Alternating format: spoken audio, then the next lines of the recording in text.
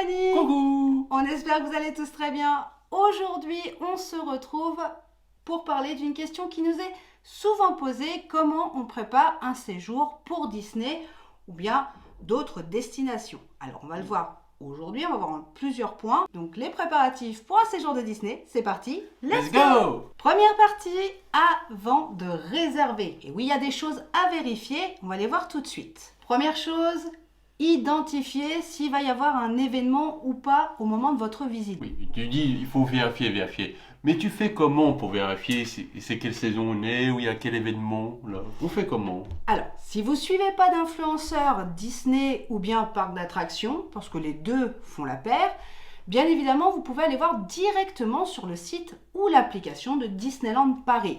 Allez, je vous montre comment on fait. Il faut aller à la page d'accueil, faire défiler en fait tout simplement votre fil d'actualité du site internet. En général, les événements à venir qui sont notifiés tels que Halloween ou Noël vont être direct notifiés.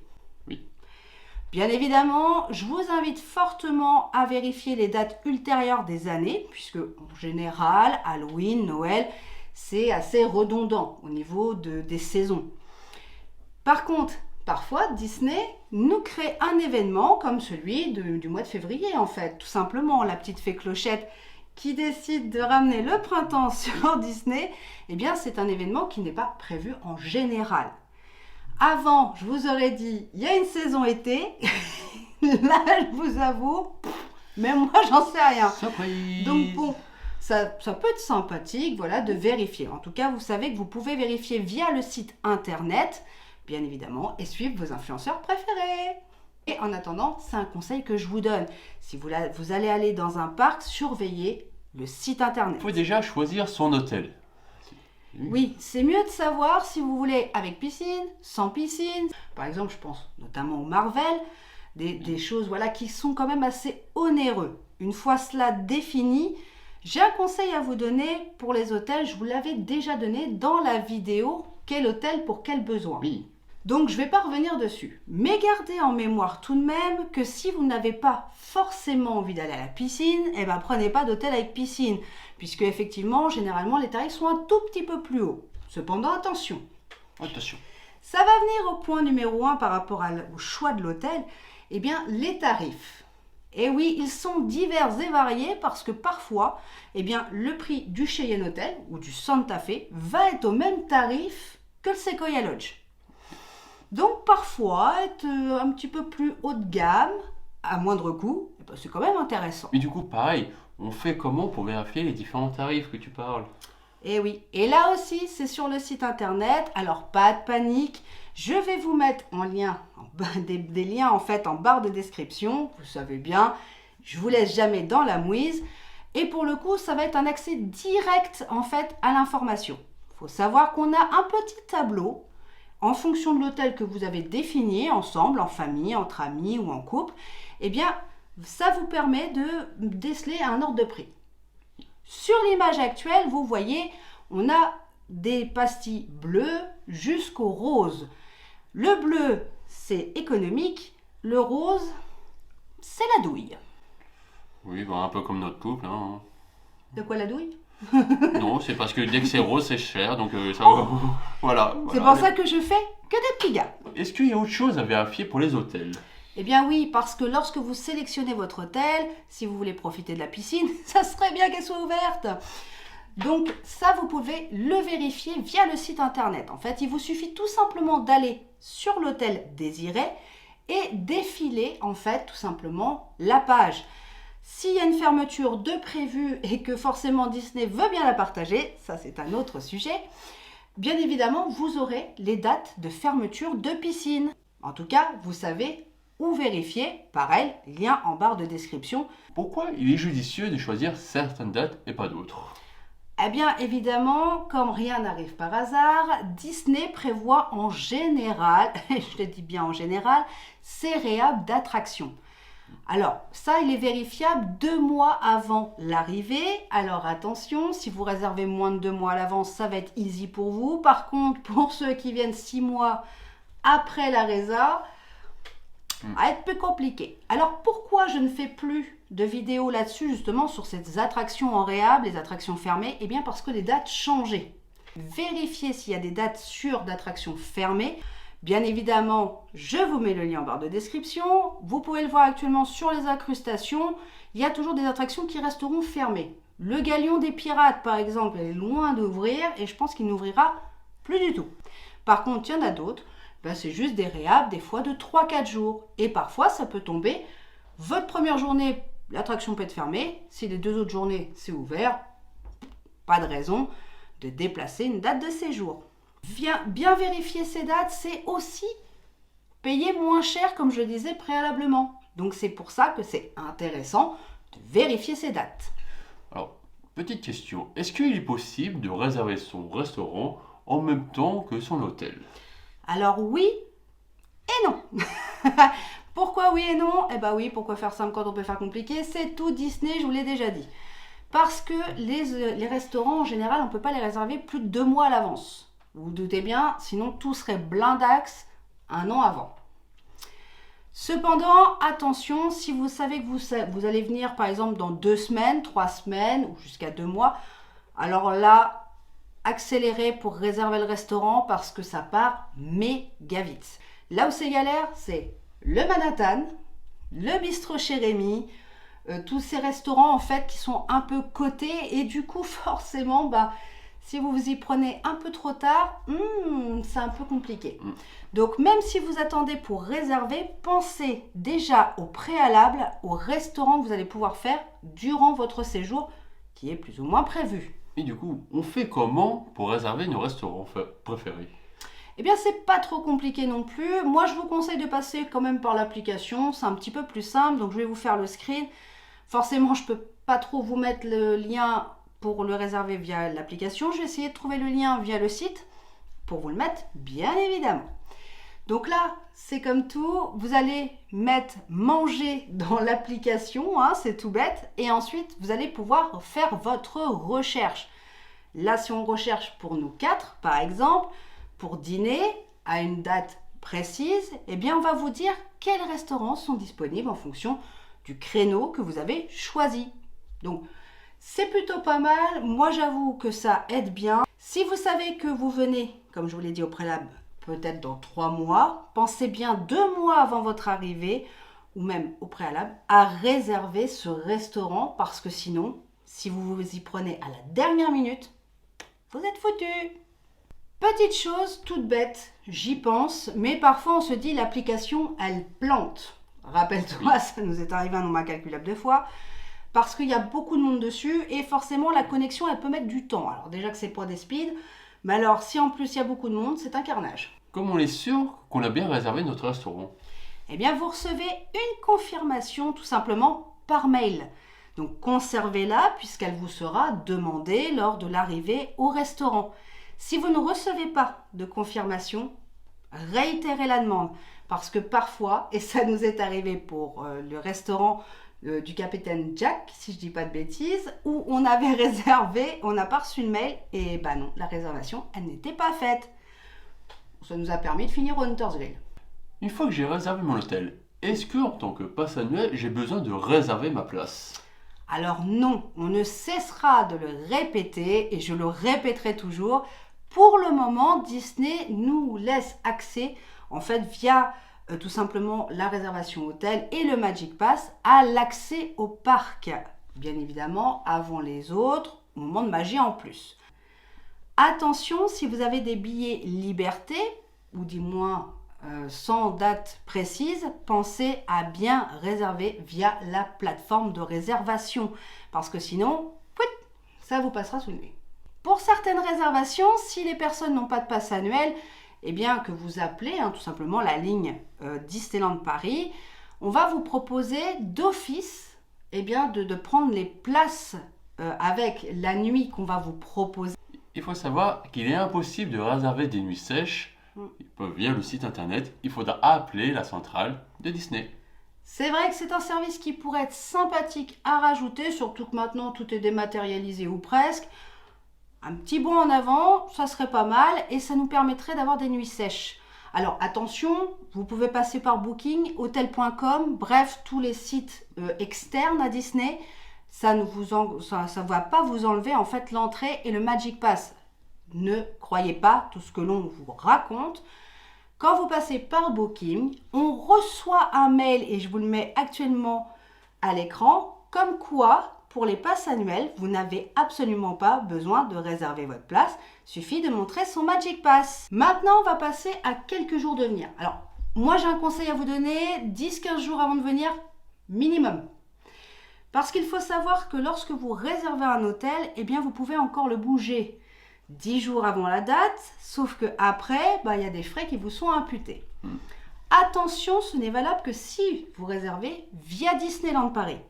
Via Booking, c'est d'autres choses. Par exemple, on a rendez-vous, nous, le 1er octobre au Sequoia Lodge. Et depuis le 26, on ne peut plus du tout bouger notre séjour. Sinon, on aura payé pour rien. Du coup, qu'est-ce qu'il faut faire 10 jours avant notre visite?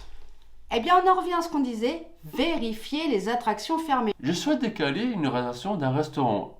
Est-ce que cela va me coûter des frais? Alors non, ça ne vous coûtera pas de frais. Pensez-y juste pour donner une chance à quelqu'un qui n'a pas pu réserver de pouvoir venir à votre place. Et du coup, qu'est-ce qu'on doit bien faire d'autre?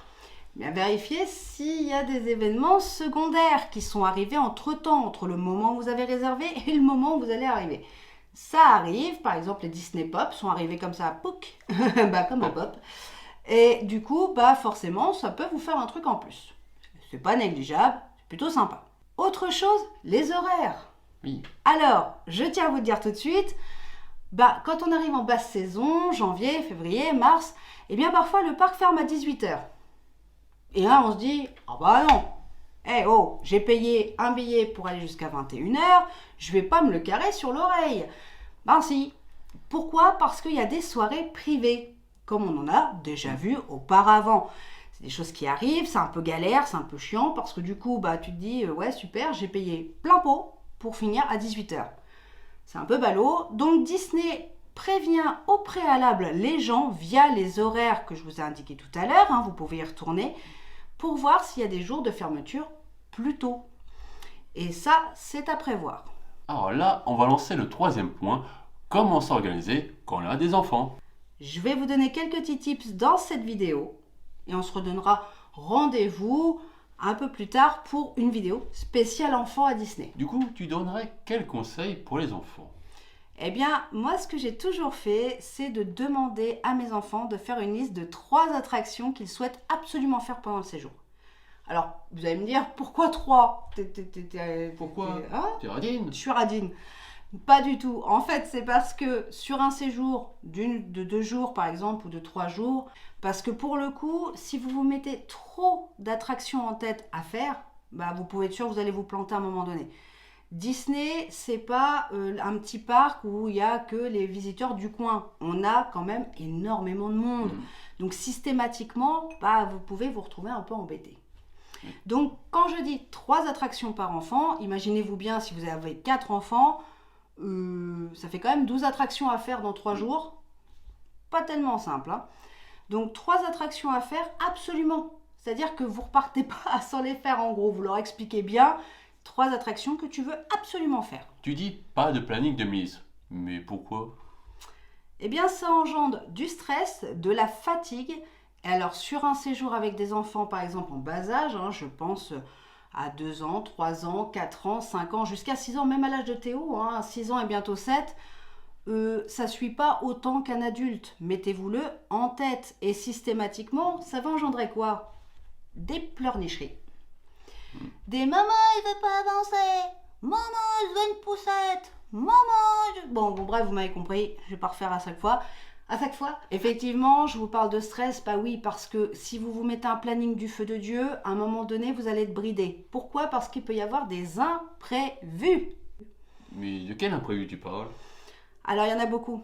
Les one-à-one, par exemple. C'est-à-dire que quand les attractions, bim, elles se bloquent. Quenelle. Vous ne pouvez plus rien faire, vous êtes obligé d'attendre que ça reparte. D'ailleurs, il y a une petite astuce là-dessus aussi. Le temps, la météo. C'est peut-être tout bête. Ok, on est en région parisienne, on n'est pas en Normandie. Mais bon, Le temps peut tellement vite varier. En une fraction de seconde à Disney, c'est impressionnant. Donc si j'ai un petit conseil, autrement dit, un autre petit tips aussi au niveau de la météo, si vous voyez le méga nuage noir du turfu au fin fond à l'horizon, préparez parce que ça va pas tarder à vous tomber sur le paletot. Donc le one à one, la météo, le time aussi parce que, et oui, si vous voulez faire les attractions à sensations, les attractions familiales et enchaîner sur par exemple des spectacles, que la force soit avec vous. Oui, mais il faut quand même rentabiliser son séjour, je suis désolé. Alors oui, il faut le rentabiliser, mais pas au détriment de votre santé et de celle de vos enfants. Parce que, tout simplement, le premier jour, ils vont avoir la gouache les gosses. Ils vont être au taquet, tout ça, même vous, pas de problème. Vous allez arriver le soir tard parce que vous voulez voir forcément le spectacle nocturne ou des choses comme ça. Et le lendemain, ça va être la fête à la saucisse. Ça va être une galère pour se lever, ça va ronchonner, ça va... J'avoue qu'on profite rarement de l'hôtel et on est assez focus en fait sur notre séjour. Donc profitez.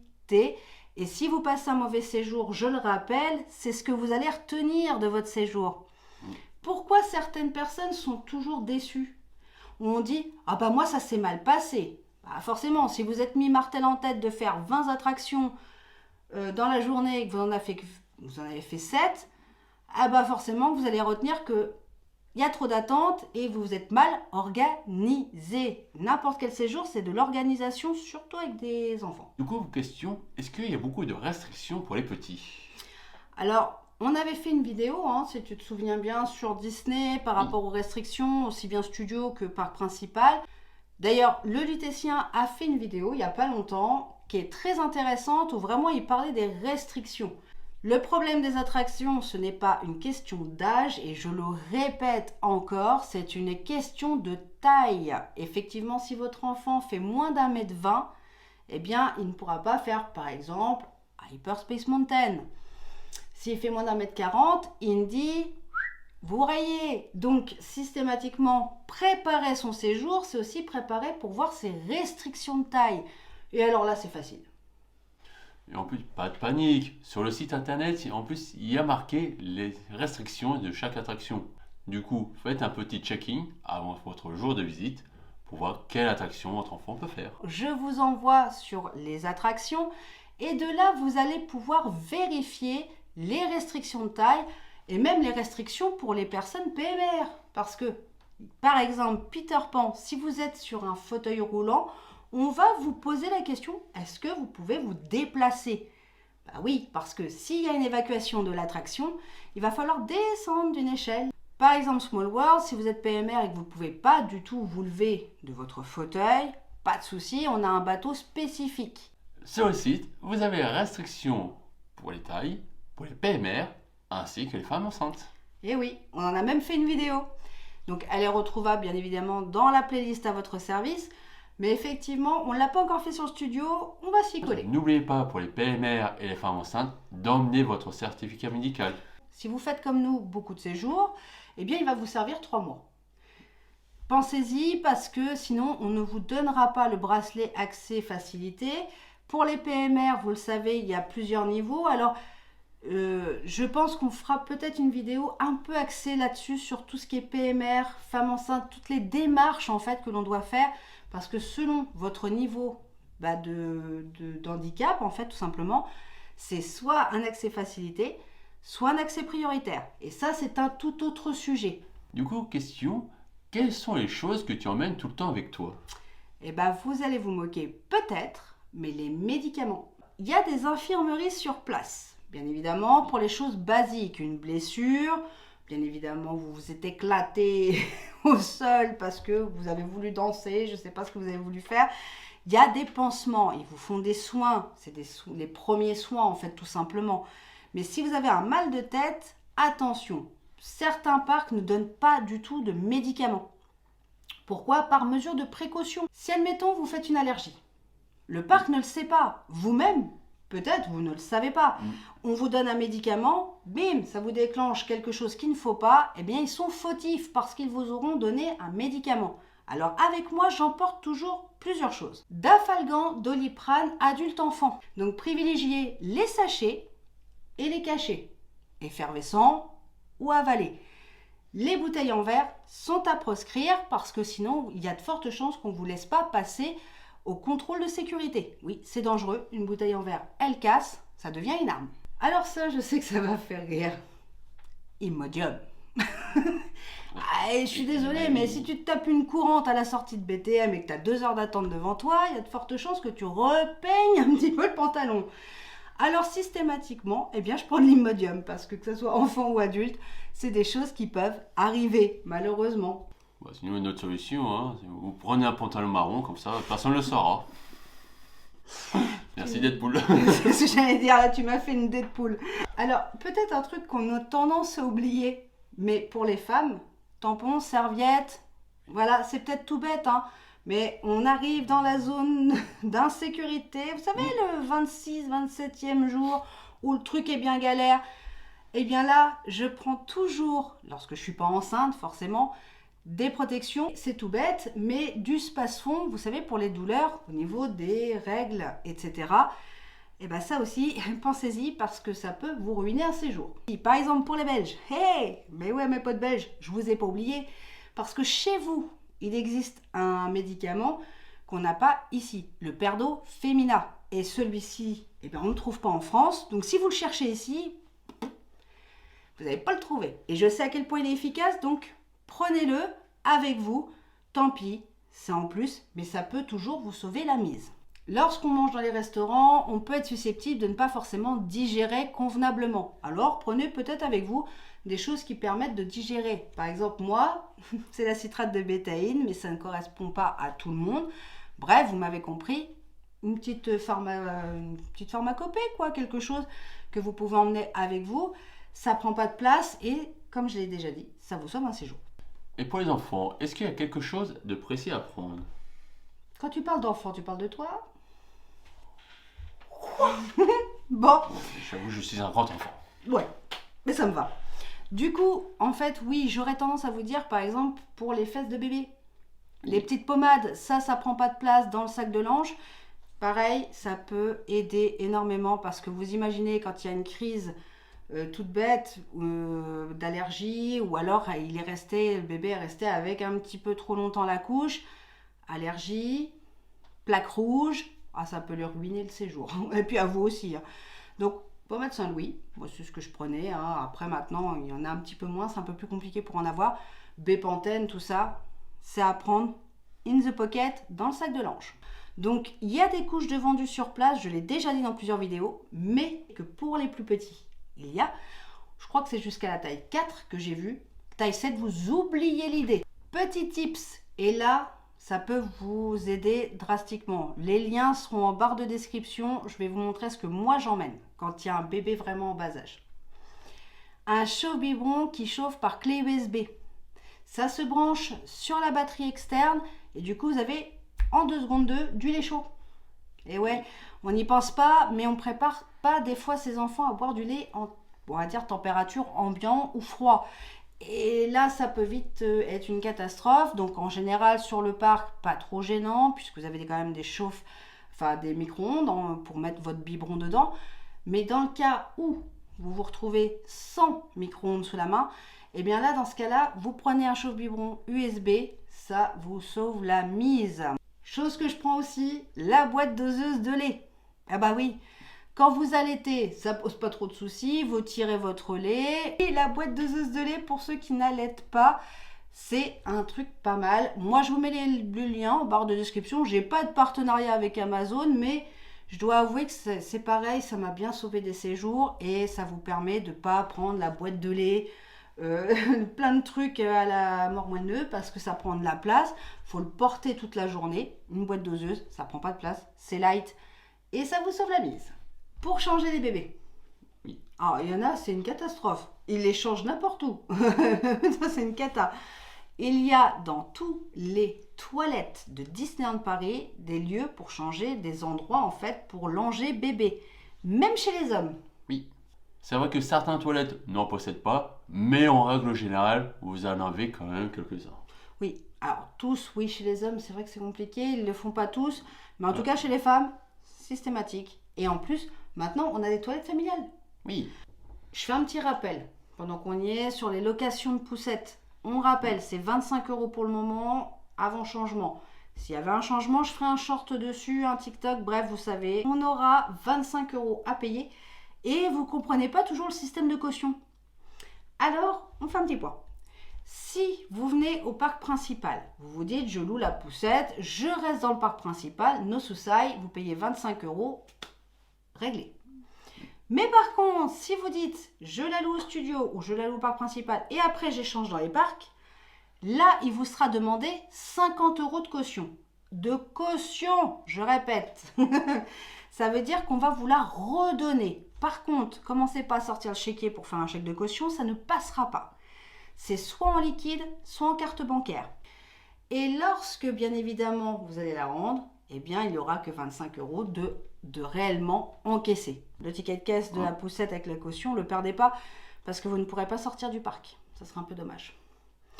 Par contre, si on vous chope votre poussette, on vous la tire parce que, ouais, il y a des déficients mentaux des fois. Donc, pour le coup, si on vous tire votre poussette, eh bien, il y a une deuxième solution. Vous retournez avec votre ticket en disant on m'a volé ma poussette, par exemple à Dumbo, à ce que vous voulez. On va vous redonner une poussette avec ce même ticket. Il ne faudra pas repayer. Par contre, pour tous ceux qui apportent leur poussette personnelle, anti-vol, les gars. Alors, je sais que ça fait un peu rat de dire ça. Moi, perso, j'ai une poussette. Si je l'amène, c'est anti-vol. Dernière chose et dernier petit tips, tout bête, les enfants qui ont le mal des transports, enfants ou adultes. Bah là, petit tips maison, je l'ai eu quand j'étais enfant. Et je sais à quel point c'est une galère. De se trimballer avec la bassine, le seau, ce que tu veux, au moment où ça va sortir, c'est un peu galère. Alors moi, ce que je prenais et ce que je prends et ce que je donne encore, par exemple à mes enfants, ça peut arriver, c'est de la coqueline. Et là, je blague pas, c'est quelque chose que j'ai depuis enfant, c'est une astuce tout bête, mais ça marche du feu de Dieu. Donc sachez que la coqueline, elle se prend la veille, voire même l'avant-veille du départ, et ça se prépare. Donc à préparer quelques jours avant votre départ. Et ça vous évitera de passer votre temps à regarder vos petits loups qui passent du blanc au vert pour être malade, en fait, tout simplement. Même vous, au niveau adulte, ça peut arriver. Le mal des transports, ça touche tout le monde. La coqueline, ce médicament homéopathique, est à prendre qu'à partir de 18 mois. Avant, vous ne pourrez pas en trouver, vous ne pourrez pas en donner malheureusement. En général, il y a plusieurs pour divers âges, tout simplement. Donc, renseignez-vous auprès de votre pharmacien. En tout cas, moi, ça m'a bien sauvé. Oh, c'est bien beau tout ça, c'est bien gentil. Mais une fois que j'arrive sur place, est-ce qu'il y a encore des choses à prévoir ou pas? Eh ben oui, une petite mise au point sur les hôtels et les informations. Les chambres, peu importe où vous êtes, seul le niveau de service va différer. Par exemple, pour une chambre toute bête, standard dans un hôtel, quel qu'il soit, du Davy Crockett jusqu'au DLH, bien évidemment, les chambres seront prêtes qu'à partir de 15 h. Donc, quand vous allez chercher votre Magic Pass, eh bien, on va vous dire, vous serez prévenu par un message ou par un mail de votre numéro de réservation, enfin de votre numéro de chambre en fait, tout simplement, l'étage, le bâtiment. Si par exemple vous êtes au Cheyenne Hotel, on va vous dire quel bâtiment c'est.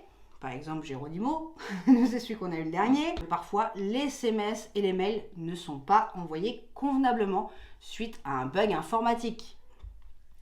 Si vous souhaitez rentrer à votre hôtel à 15 h, quoi qu'il arrive, et que vous n'avez toujours pas reçu, en fait, tout simplement votre SMS ou votre mail, là, il faudra passer à la réception. Rappel petit déjeuner. Ça, c'est quelque chose que tu aimes bien, ça. Oui. Ouais. C'est de 7 h à 11 h. Ni avant, ni après. Alors, allez-y le plus tôt possible ou bien carrément décalé parce que systématiquement, allez pas trop tard. Nous, la dernière fois, c'était 10 h 30. Je vous avoue, il n'y avait plus grand chose et ils ne remettent plus trop en rayon, comme on dit. Donc, si vous voulez pas trop vous gâcher un peu votre petit-déj, allez-y quand même assez tôt. Donc, entre 7h45, on va dire, et 8h, c'est un peu goubli-boulga. Donc, allez soit avant, soit après, du coup. Il faut savoir que quand vous réservez une nuit dans un hôtel Disney, le petit déjeuner n'est pas inclus dedans. Il faudra le payer en plus. Exactement, sauf si vous êtes par exemple le Newport Bay, en Compass Club, vous avez le petit déjeuner et le goûter qui sont compris dedans. Donc, à titre d'information, si vous n'avez pas réservé pour le petit déjeuner la veille, par exemple, que vous vous êtes dit, allez, Wallagan Beast to Fly, on verra demain matin. Et bien, pas de panique, vous pouvez encore y aller au matin. Donc, vous vous pointez à l'heure que vous pouvez, que vous avez envie, et vous pourrez le payer le matin. Pour ceux qui n'ont pas de voiture, il y a un service de bagagerie, quoi qu'il arrive. Alors n'allez pas à la consigne à l'entrée de Disney, parce que alors déjà, votre bagage on ne prendra pas, et autant aller directement dans l'hôtel. Il y a un service de bagagerie, c'est fait pour ça. Attention, parfois, si vous venez en train, par exemple, en train, bus, tout ça, à la gare, si vous êtes passé par un service de voyage, par exemple, ou un service Disney, eh bien, il faut savoir qu'il y a un service qui emmène vos valises directement à l'hôtel. Et c'est parfois inclus dans le prix, parfois pas. Mais en attendant, vous avez quand même ce service-là. Et ça, c'était Lauriane qui me l'avait dit. Donc, merci à elle, qui a été d'un très grand secours pour certains abonnés. Autre service pour les Compass Club, Golden Forest, voilà, ceux qui n'ont pas les mêmes valeurs que les chambres standards. De 7h à 22h, c'est le bar avec boissons chaudes et boissons froides à volonté. Alors, les petits rigolos qui s'amusent à dire que c'est pas vrai, il n'y a pas de bar, il n'y a pas de choses incluses, si. On fait un petit rappel vite fait des services inclus. Donc, dans les chambres Compass Club Golden Forest, vous avez un bar de 7h à 22h qui est compris dans le prix. Boissons chaudes et froides à volonté, je le répète. Ensuite, on a le petit déjeuner qui est à volonté, n'est-ce pas? Ça lui plaît beaucoup ça. Ensuite, on a le goûter. Alors attention, il y a des heures. Pour ça, je vous les mets juste en dessous. Je vais juste vérifier de façon à ne pas vous dire d'ânerie. Et effectivement, dans ces horaires-là, vous pourrez aller goûter à volonté. Boisson chaude, boisson froide, rebelote. Et ça, c'est plutôt pratique. Alors, ces prix qu'on passe, Golden, tout ça, sont un tarif élevé. C'est vrai, on paye en général beaucoup plus cher. Mais par contre, vous avez quand même des services inclus qui ne sont pas négligeables. Ça inclut aussi un parking spécifique. Par exemple, le Compass Club, vous n'allez pas vous garer en même temps que les autres, excusez-nous. Vous avez un parking spécial. Et en plus, chose bien que moi j'avais adoré au Compass Club, vous arrivez, vous mettez votre voiture juste devant l'hôtel, il y a des places réservées pour ça, on vient prendre vos valises et on les monte dans votre chambre. Au Newport Bay, on a un accueil spécifique. Donc le Compass Club, vous avez une sorte de petit bureau où vous êtes accueillis et on vous attendait tout simplement votre chambre. Oui, les chambres sont prêtes avant, souvent. Donc vous pouvez attendre là et effectivement, c'est un service à part. Sequoia Lodge, c'est pareil, le Golden Forest, c'est un petit bureau à part. Oui, vous êtes quand même un client qui a déboursé. Donc forcément, vous avez le droit à un accueil un peu différent, un peu plus gardé. Il faut savoir que l'accès à la piscine est ouvert de 7h à 22h. J'ai réservé une nuit à l'hôtel. Est-ce que ma voiture, je peux la laisser sur le parking? Bien sûr, votre parking de l'hôtel, il est dédié pour vous. C'est-à-dire que vous avez réservé une chambre, je prends exemple, le 13 et 14. Le 13 au matin, à n'importe quelle heure, vous pourrez garer votre véhicule et le laisser jusqu'au 14. Passez minuit si vous voulez. Alors, moi qui aime bien manger, est-ce que je peux faire une petite réserve dans les chambres? Non.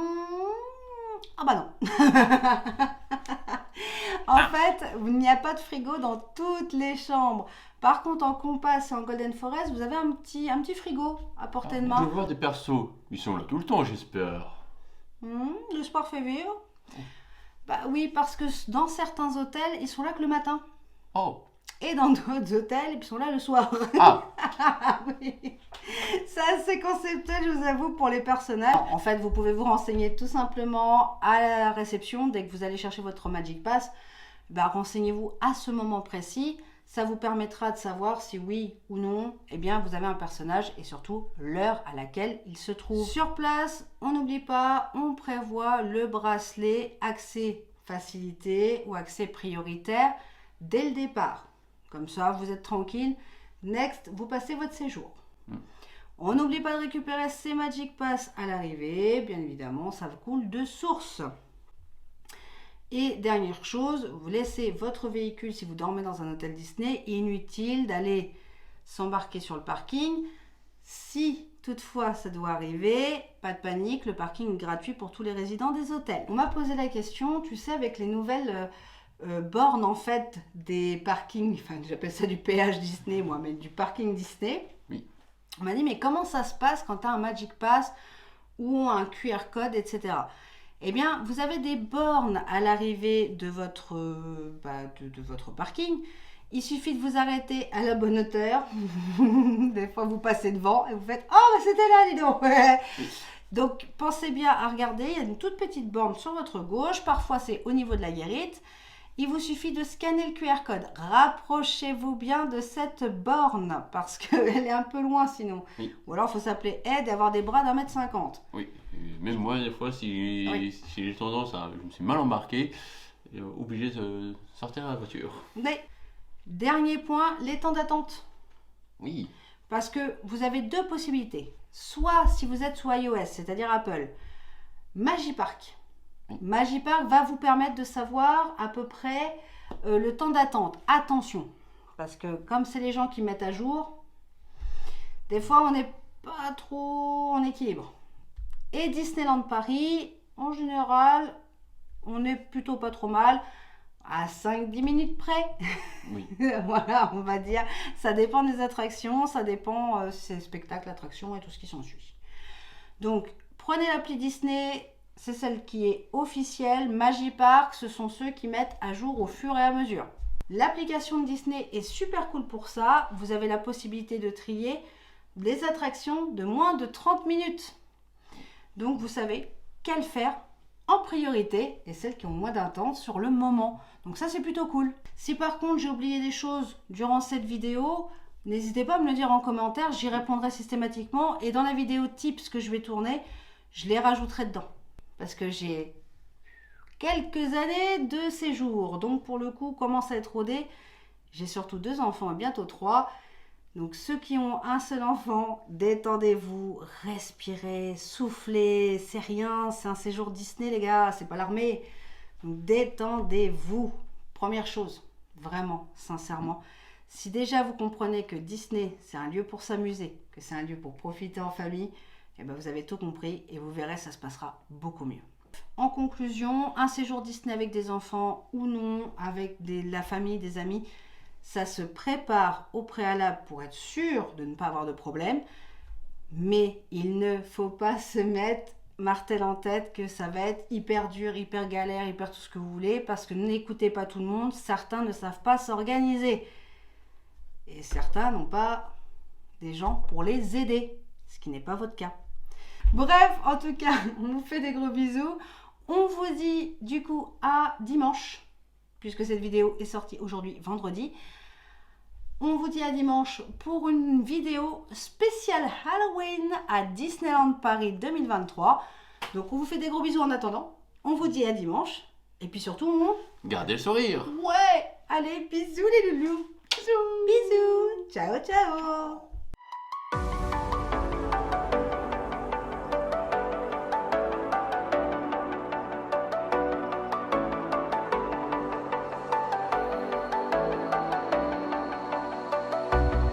As the leaves start falling down and the shadows above the town